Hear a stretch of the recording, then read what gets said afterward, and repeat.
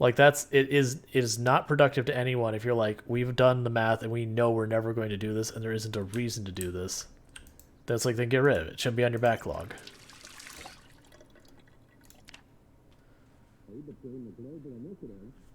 It's like on the to-do list, when you know there's stuff you will never do, take it off your to-do list.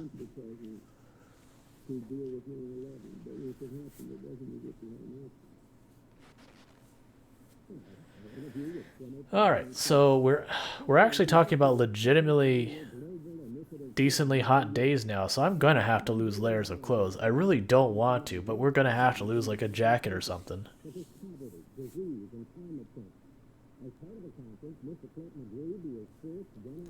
Oh yeah, I've had those ones. Okay, so this is tomorrow we're having the nasty weather. Yeah. Okay, so I still have one more day we can get stuff done, and now we have nasty weather.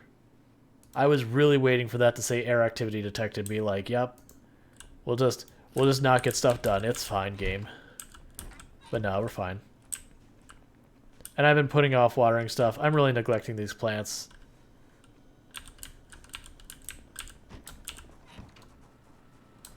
So yeah, so we're just going to do another day of push. Because we're going to try and get one more day of push on rosewood. Because tomorrow we're going to be stormed out.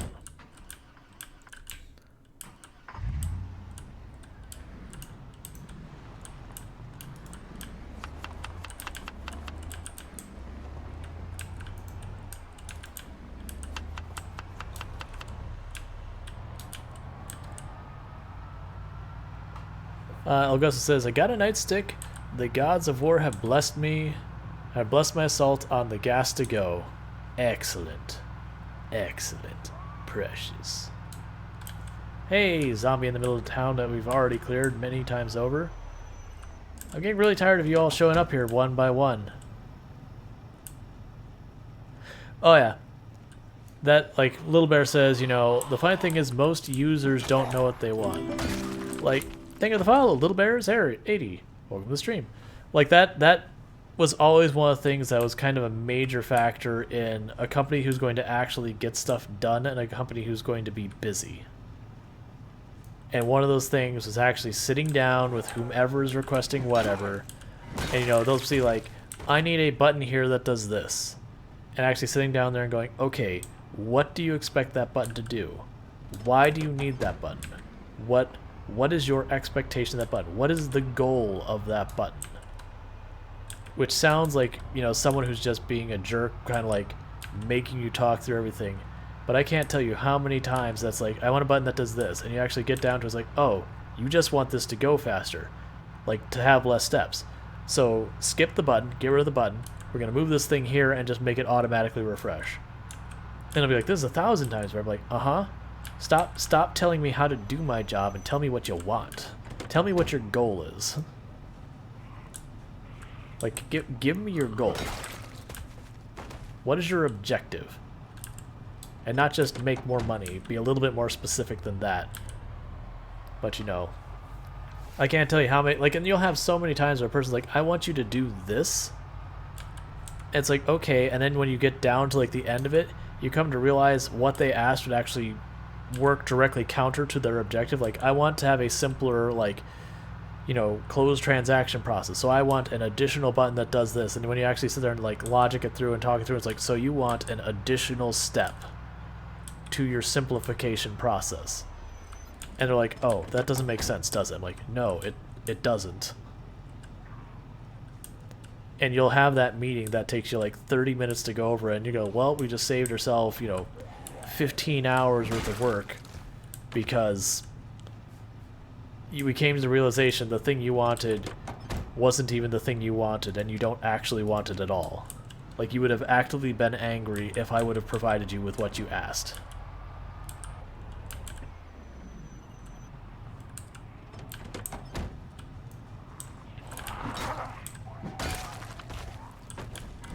Like, I distinctly remembered, I mentioned this one on stream before, that there was a company I worked for a while back that we had a website. It was what, like, the company had literally hundreds of websites. lead generation websites. But they wanted that when you got to like the main location, that, you know, you'd be presented with a deal and all that, and if you decided to navigate away from the page, so you clicked back or you clicked, you know, like one of your browser links, that there was ways that you could intercept the navigation away from the page for various purposes. But they wanted it to prevent the navigation away, which we found ways to do, and those do exist. That we would prevent it and present them with like, hey, we'll give you 20% off or whatever crap it was. And like, this is one of the higher ups in the company came to us like, we need you to do this. And pretty much the whole engineering team was like, no, you really don't want us to do this.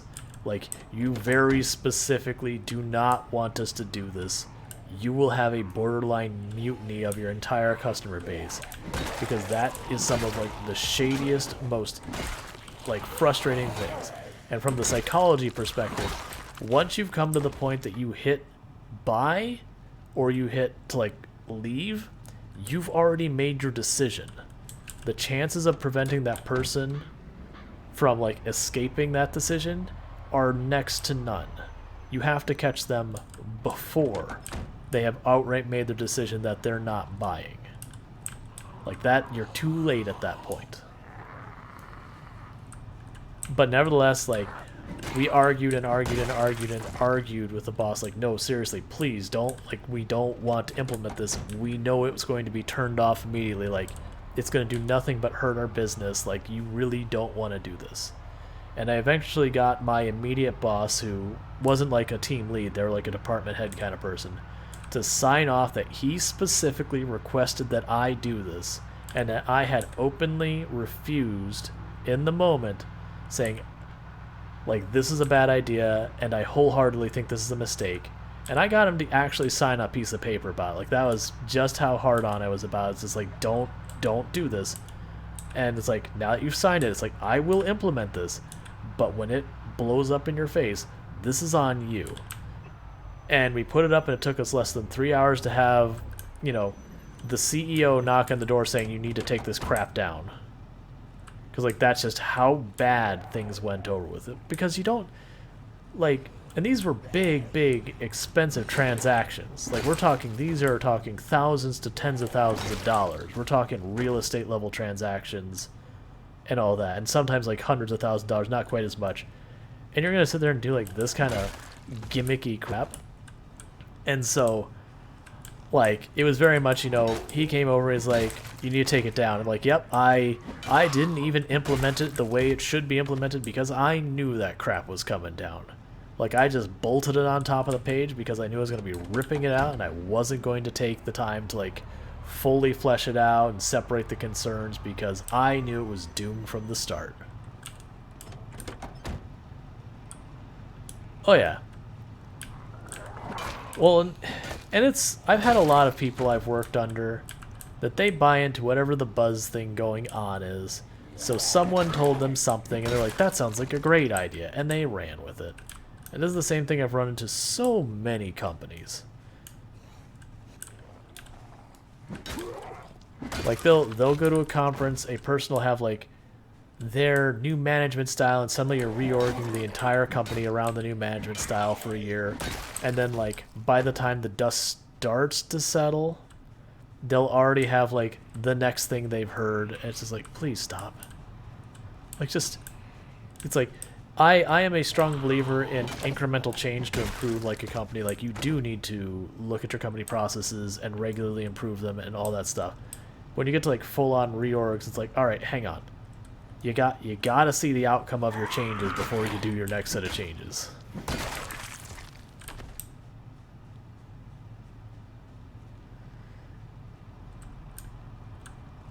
Yeah, so they don't tend to hear directly from the people. Yeah, it's one of those things that you like.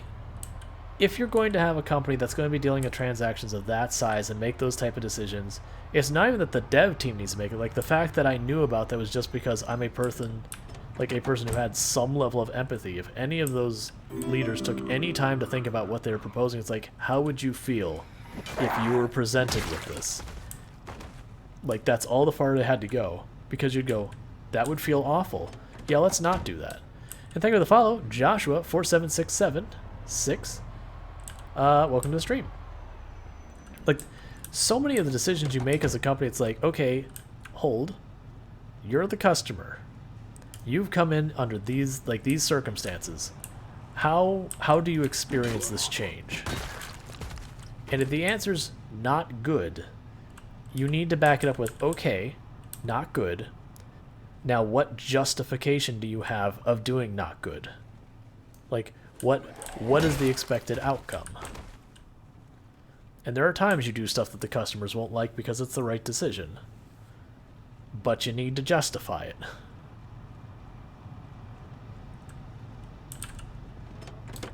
Oh yeah, and Whistlebeak was saying, in that instance, they had a well-informed IT team and they still went ahead, and that does happen.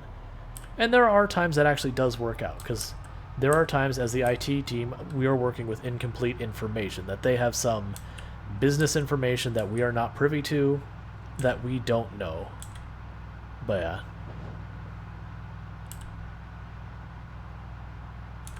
But it is, and this is something that's not even like business, like it's notorious in education as well, that teachers usually do a really good job of being empathetic to their students, because they, they're face to face with students every day. They see, when one of their students is having a rough day and they like have a breakdown, they go, oh, like this student's dealing with stuff, let's like, that shouldn't be a teacher's responsibility, first of all, but they do, help out. And when I say that, teachers shouldn't have to carry the weight of everything. Versus then you have like some higher up is like, we're gonna put in this new policy, and you go, but why? Like this is just going to make things worse. You need to talk to your students. You need to talk to the people who directly interact with your students. Understand how they'll experience this. Like, understand the implications of your decision.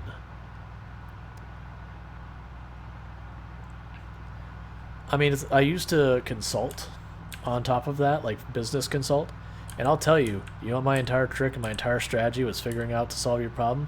All I did is I talked to your people who worked on the line, like the end employee. Like, if you were a machining shop, I would go talk to your machinists. I would go talk to your deburrers. I would go talk to those people and say, hey, what are the problems? Where do you see the inefficiencies? Because they know, because they're doing the work every day.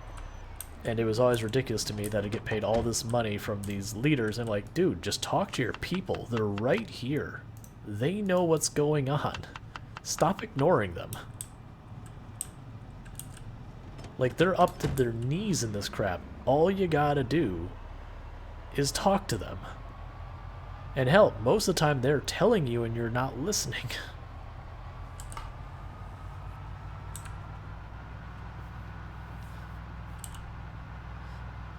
Oh yeah, little bears, and that can actually 100% be. It's like, hey, we have high turnover. Why? It's like, did you ask the staff that were leaving your company? Did you ask the staff that haven't left your company? I'm willing to bet they can tell you why. Very adamantly, and with a great deal of passion.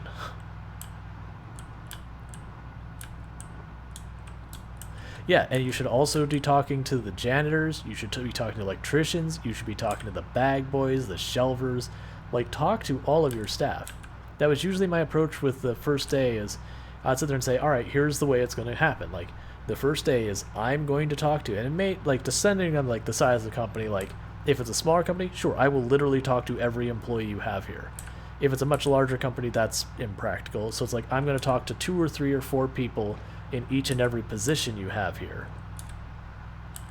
And just figure it out. Oh yeah, and that's still, like, Whistlebeak, it still boils down to the exact same problem. It's like, yeah, you're not listening to your staff, so you're not demonstrating any empathy in them. You're not listening to them. You don't understand what they're dealing with. So you arbitrarily make decisions thinking you understand, like, what this person's experiencing going through, but you're disconnected. And the only way you can reconnect is to get down in the weeds and talk to them, or have someone on your behalf get down in the weeds and talk to them that you actually listen to in turn. Because that's another problem you run into, is like, one of the issue with exit interviews and why it's so often that companies don't understand why they're losing people is you'll have an individual from HR who usually isn't like the HR director, I think, but just an individual from HR who will talk to the person, they'll do their exit interview, they'll write everything up, that information will be bubbled up to like the director of HR, who will sit there and say, like, where the person who writes the first version hears it from the individual. The individual is like saying like they're frustrated or scared, like they're super angry about it, they're very passionate about it, and then the first person, you know, tones it down a little bit. They're like, okay, like I'm not, like, this person dropped a bunch of F-bombs, like I'm not gonna take them verbatim, I'm just gonna get like the general themes of their complaints, which is not bad. And then you get like the next layer, which is the HR director, and they go, okay, well, let's kind of, you know, clean this up a little bit, and then it's just each layer it gets watered down and more until it finally does reach the decision maker, and the decision maker's like, oh yeah, they said pay was kind of not great. And it's like, okay, that's a theme, but, you know, what they actually said was, you know, you had 8 different interviews that were offering twice as much as you were. And those are 2 very, very different messages. Like, as a leader, knowing that my competitors are literally doubling the salaries of what I'm paying, which is why I'm just bleeding people left and right, is like a very important bit of information to have.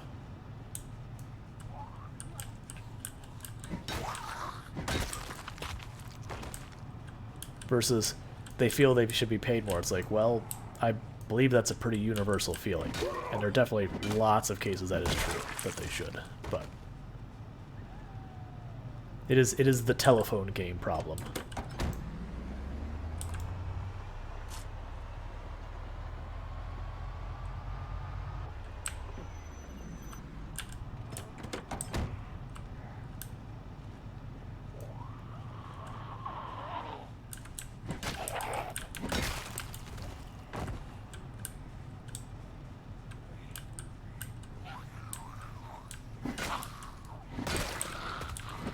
Yeah, I can't...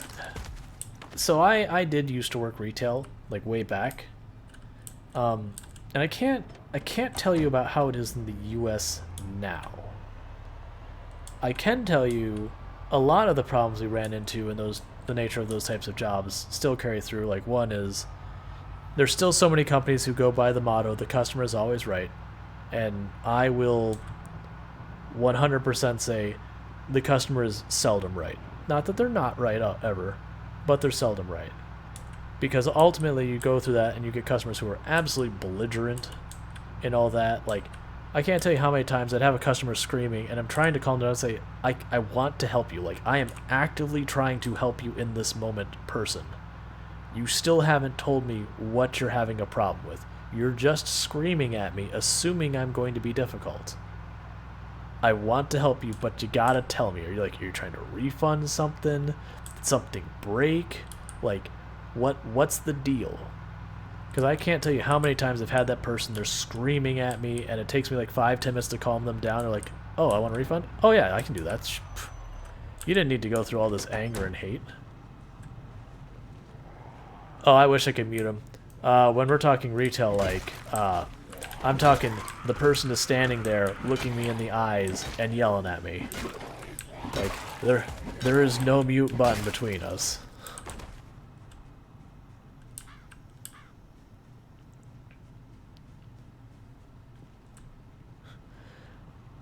And that's been a long time. But yeah, I went through that. It's probably once in a week you'd have someone come through, and I would tell you probably 90% of the time what they were getting all upset about, thinking that, like, the company was going to fight them, be this whole big thing that they're going to have to, like, go to war. And I understand what happens. Like, the thing goes wrong, like, you bought the thing, it breaks, or you got it and it's not what you wanted, whatever it was. Like, whatever the thing was. Yeah, and there's that time, like, there's definitely those points, like, hey, this wasn't exactly what you're looking for, like, I can give you, like, 10% off right now if that'll fix it for you. And if it doesn't, that's fine, we can escalate, do whatever. But, like, the vast majority of the time, it was stuff that's like, oh yeah, like, you go home, the thing doesn't work, you go into the expectation that you're gonna have to, like, wage war because, you know, they're not gonna refund it or whatever. Like, you go into that headspace where you're just ready to, like, you're hyping yourself up to kind of, like, get into this fight with these staff to try and get, like, what you believe you deserve. And a lot of times it is, like, a lot of the problems, honestly, the customer was 100% fair. Like, you know, they bought the thing and it just didn't work, or, you know, whatever. Sometimes it was just like sticker shock, like buyer's remorse. Then that, you know, okay, that's more on the customer. But like, I can't tell you how many times they would basically hype themselves up ready, like they're already arguing before they walk in the door, just assuming that everything, like, it's going to be this big battle. And it's like, nah, 30-day policy. You bought it, 30 days, you're not happy, done and done. Here's your refund. But you can't get to that point until they calm down enough to actually, you know, communicate.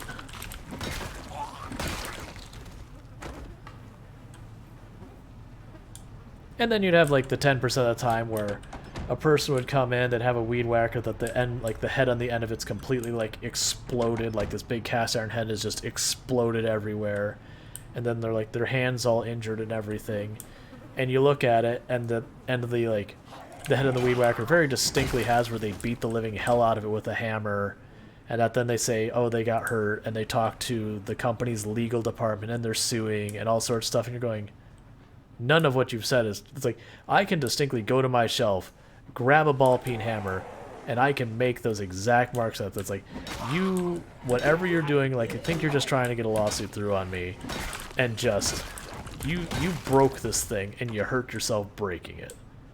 And it's like, if you're talking to the legal department of the company, congratulations, I am no longer in this equation, because the moment the lawyers are involved, I'm out.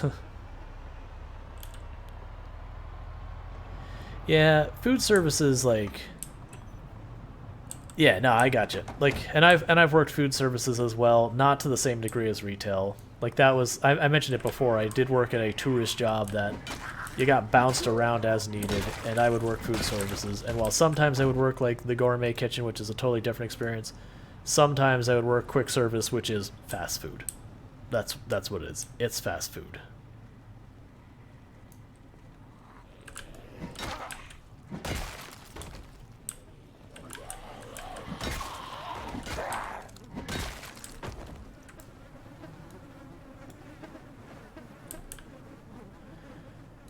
But yeah, so I dealt with that.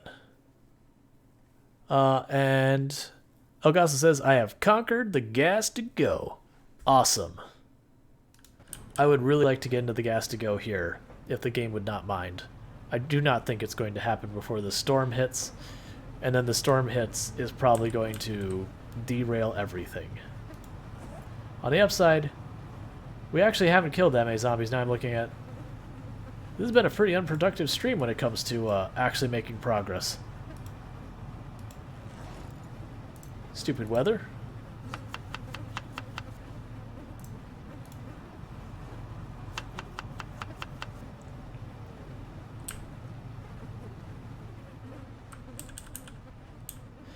I mean, the thing that really hurt our progress is, one, we had 3 days that were foggy. We had a day that was stormy, and like I went on one of the foggy days and one of the stormy days. We rolled our truck. That set us back like 2 whole days worth of effort.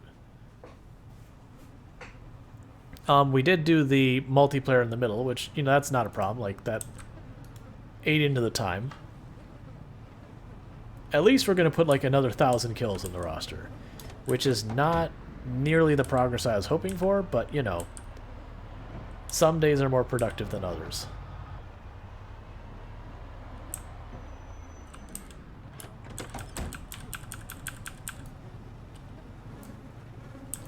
Like, part of the thing that's hurting us so bad is, you know, the farther we go down this road, the more time we lose to just traveling this road, and because of all the corpses on it, I can't drive fast, so we're just losing a lot of commute time.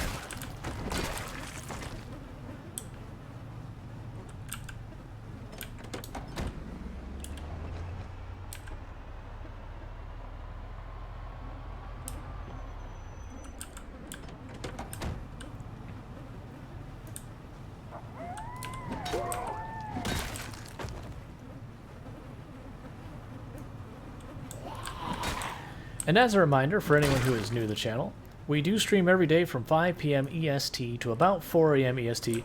Lately I've been going a little bit later. That probably isn't a thing I'm going to do all the time. I don't know, my sleep schedule is completely jacked at the moment.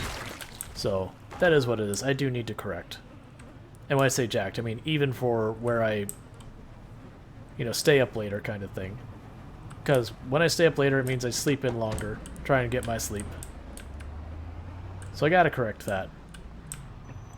But, nevertheless, the whole point is, we stream every day. We stream fairly long streams of about 11 hours normally. We have been going longer lately. Tomorrow we'll be doing more Project Zomboid. Thursday is our other game day where we'll play some other game. I have no idea what it's going to be, so I probably should figure that out.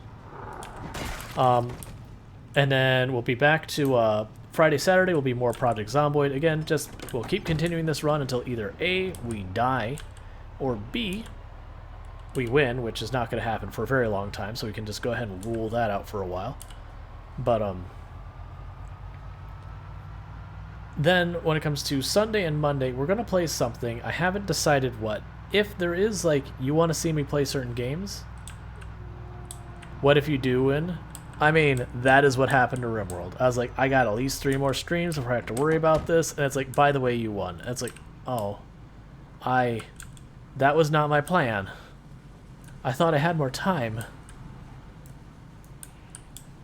Now, if I manage to kill, because our estimated zombie population is between 900,000 and 1.2 million zombies on the map, so, you know, I might have to pick up the pace a little bit at 45,000 zombies. I mean, the pace is going to be picked up, like, already we're killing zombies way faster than we were. If you remember seeing me play in the multiplayer, that's the way this run started. That exact thing where I would sit here and have to zombie like 5 times with the crowbar to get it killed. So, needless to say, we have picked up a little bit of speed. And that most zombies with the crowbar were 1 and 2 tapping, with the occasional that can get to like 3, sometimes 4.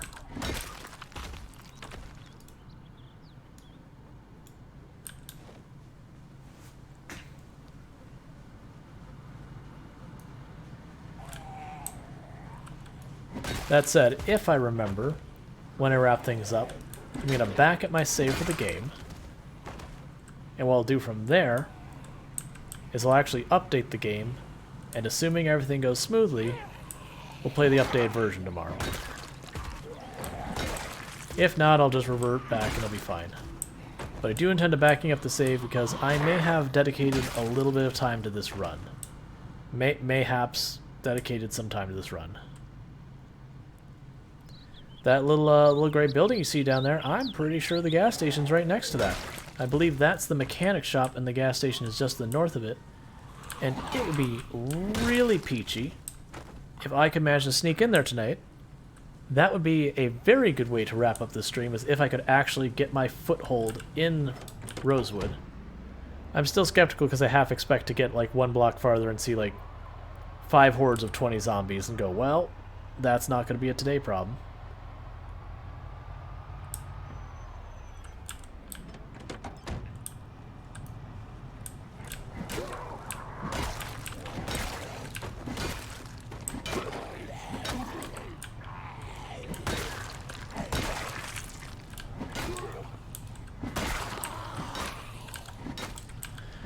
It's very much looking like that's going to not be a not today thing, because we just hit tired, or drowsy. I'm going to look if there's literally no zombies there, or if there's like just 5 zombies there or something. We'll go for it, but if there's anything more than like a very, very small number of zombies, we'll have to back out, and it'll probably be another day away, and unfortunately, the next day in game, we're going to be under a heavy storm, which will just serve to delay us. And usually with those thunderstorms, it's not a single dayer, it's usually 2 days.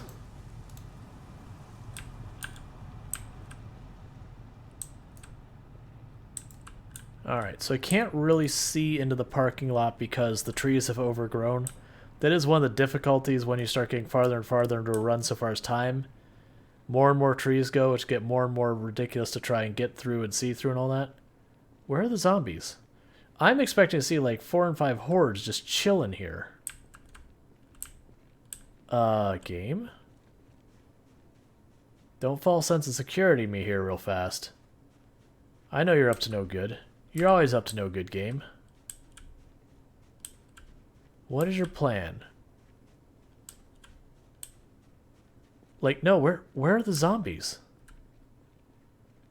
I've never gone to a gas station and not had 2 or 3 hordes just chilling by it, with the exception of after I've murdered them.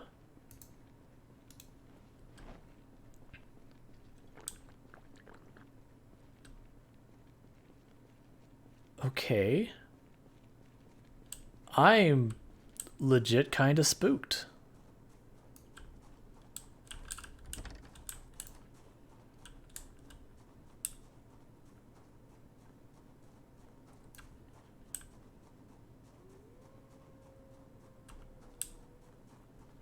I don't think so.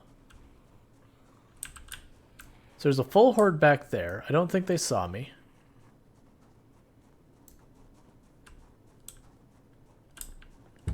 Okay, there are zombies inside.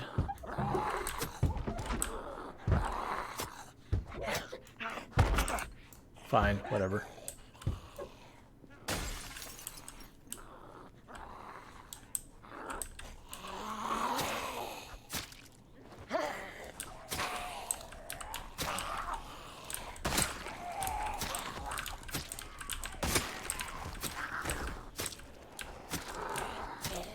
I shouldn't be pushing my luck here. I could take some vitamins and just go with this.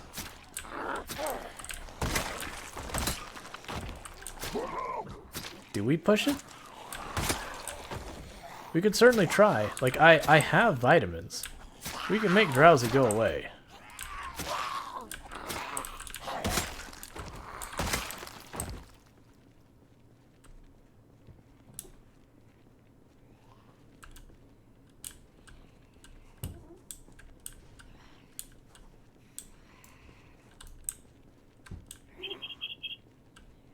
Where are you hitting a window? Oh, there's gonna be a zombie upstairs hitting a window. Okay. Oh, do we do this?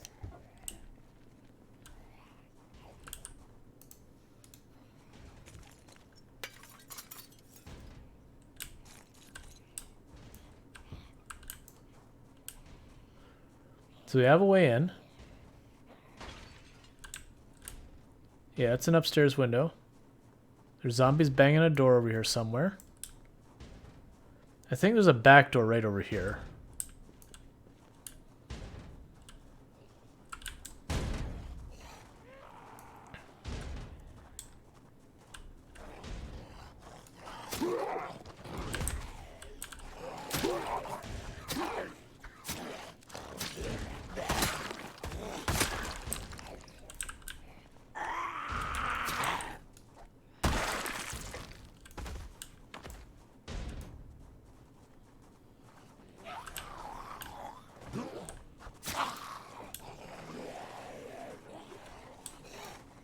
Like, this is probably not smart. I'm just weirded out by how quiet this place is. And I'm totally down to take advantage of that. And I know I left my truck back there running. I'm okay with it. Because if I can just get in here to sleep for the night, we can be fully recovered. And we can just grab our truck in the morning.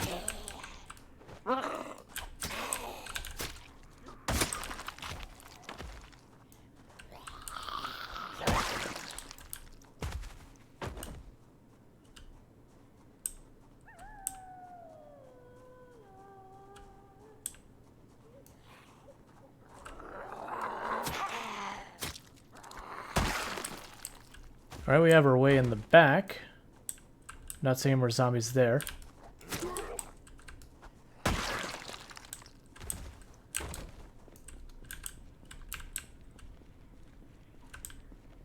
Ooh, I hate this.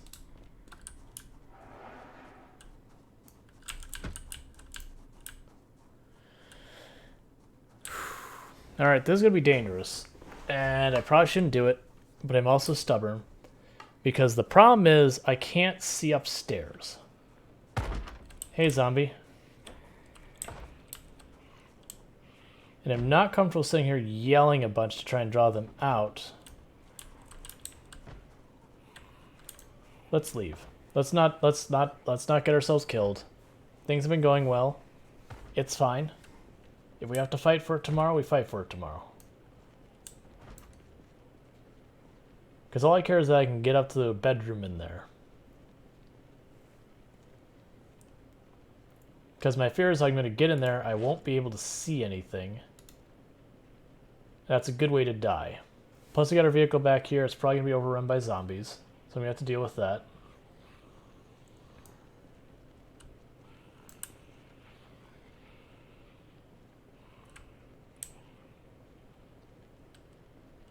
Yeah, and there's a horde there moving in.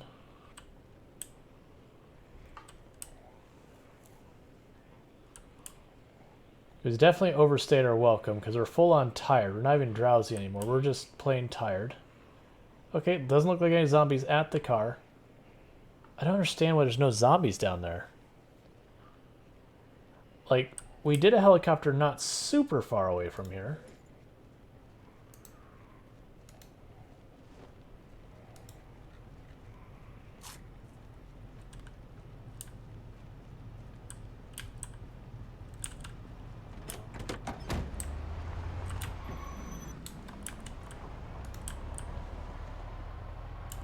But still, I don't think you'd like fully clear that out. And I can't imagine we've wiped out enough zombies that like they kept expanding out. It killed them. Like, I'm missing something.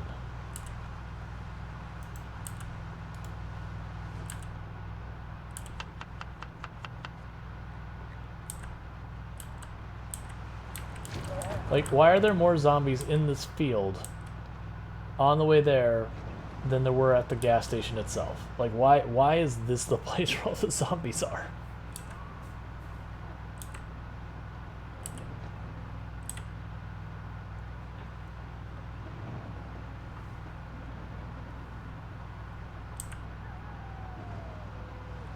I mean, maybe what you're trying to say is I'll go so like, if we were talking like there's the circle that the helicopter can reach or whatever, like the helicopter goes by. Maybe you're assuming that like we barely skirted that was the farthest south the helicopter like noise-wise reached, and so that's where we pulled them from. That didn't backfill them or anything. I would be hard to believe that though, because even if that was true that we pulled the zombies away, like that part I believe. I would assume between all of the time it's been, because it's been like I'm expecting to have a helicopter any day now. It's been so long. I would assume between migration and redistribution, the zombies would either have moved back down in there, or other zombies would have moved in from the other direction. It's just weird and kind of eerie.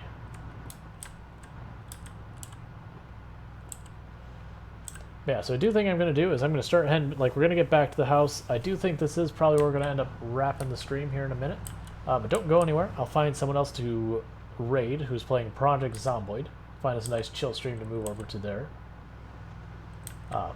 Plenty of excellent Project Zomboid streamers usually around. I am late enough at this point that we'll probably have some of the familiar faces around as well, which will be excellent because it does get rough sometimes when I wrap up at 4 because it's like too early for a lot of the other major content creators to be around. They're not all around all days, that kind of thing.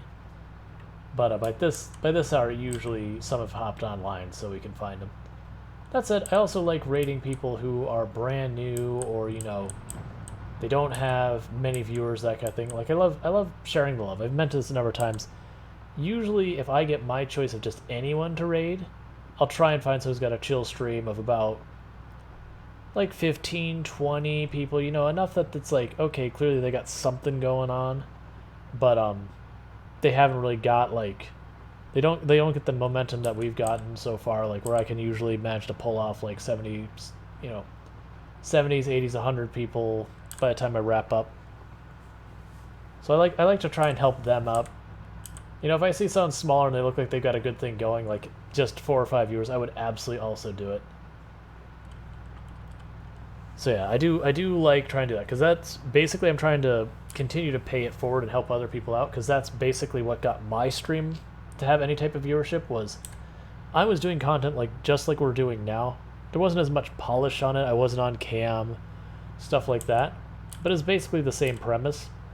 And I was only hitting about 3.5 viewers so far as the average. Like I'd start viewing or I'd start streaming to basically myself. And then later in the evening, I'd be like at 8, 9, maybe 10 people at the most. And so it's very hard for me to get affiliate. And then just Trustin dropped a raid on me of like 70-something people, and, you know, then I made affiliate, and I was able to keep building, and I started getting known in the community, and all that kind of stuff, and it's just gone from there. But yeah, for the record, we will be back tomorrow to pick up where we left off here in Project Zomboid, which does mean when we start tomorrow, I'm going to start in a storm. That's just what's going to happen, is we're going to start in a storm. So I'm not going to be able to push in for like a day or... we're probably almost certainly going to get hit with a helicopter either during the storm or like the next day or whatever. So that'll be a thing. But that said, the fact that we got like right up to the door of the gas station, it's very promising that we probably will actually make, like, assume if there's a helicopter and all that, we'll probably be set back a day, maybe two. But if there isn't a helicopter or whatever, we'll probably make it directly into the gas station the next time we push Rosewood. And then once we get there, this whole ridiculously long commute goes away. Where basically I'll go there, I'll push for 5 days to 7 days to just wipe out as many zombies. Then we'll commute back, grab a bunch of food, grab a bunch of resources, turn around, go back out. And that kind of becomes the pattern. Where, we can spend good 5, 6, 7 days killing a bunch of zombies, then we recoup, and then we spend 5, 6, 7 days killing zombies, and then we recoup, that kind of thing.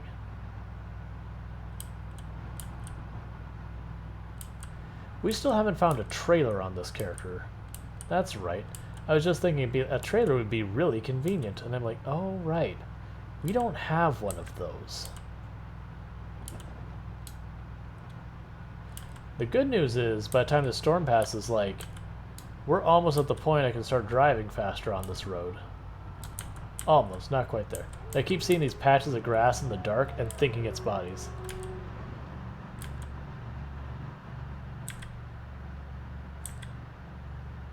Oh yeah, no, I'm not complaining about the trailer. It's like, yeah, there's been people that's like, you're 10 months and you don't have the trailer. I'm like, well, right. But if we actually look at geographically the ground I've covered, it's been very little. But yeah, that's what we're making solid progress. We're at 45,000 zombies killed. We at least got another 1,000 zombies today, so well, it's certainly not as much as one would hope for. We have been kind of screwed by weather a lot this run, or this day stream. And then plus, we do have the multiplayer we did in the middle of the day, and that was probably a good chunk, like a good half of the stream time, which, again, it's cool. It just meant not as much progress here. That said, I am feeling very confident that tomorrow we will 100% make it... No, I mean, assume we don't die. Assuming we don't die, we'll 100% make it into Rosewood. And when we make it into Rosewood, that body count is going to go up very fast. Because literally we're going to kill zombies until we're too tired to kill zombies, go to sleep, wake up, kill zombies until we're too tired to kill zombies, and repeat until we're low on food and such and have to go home. And since we're also going to talk about sleeping in a gas station, it does mean I have the advantage of I could just eat the food in the gas station for a couple of days too if I just really wanted to. Like, honestly, if it wasn't night, I would have pushed the gas station. My fear was when we went in that back utility room, I was like, I can't see anything. And I'd have to go around and up those stairs, and those stairs are super sketchy. Doing that in the dark is like, I would much rather go there, yell a bunch around the building, make sure I draw whatever zombies are up there out, and assuming the building's still safe to go through. Normally, I would absolutely kill you, zombie, but we're at very tired. And my visibility is crap. Like, if I get out of the car at this point, we'll probably see if I have any view behind me. It's negligible. Which means I would be completely blind to our back. That's not where I want to go, and there's another zombie here. That's fine. We'll kill... And there's another zombie. We'll kill those zombies. It is weird that I'm seeing lots of just random stragglers up here all of a sudden, because we were in this town without seeing any zombies for a very long time. There's another random zombie right there. I'm gonna play it safe and not park directly at the pump right now.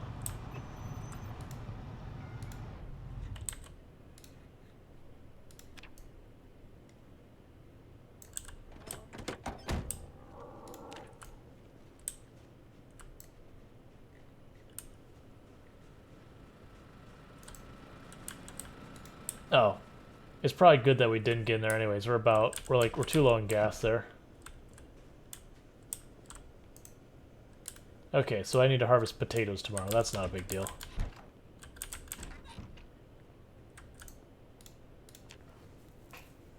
Trying to go to sleep immediately so we can wake up as fast as possible.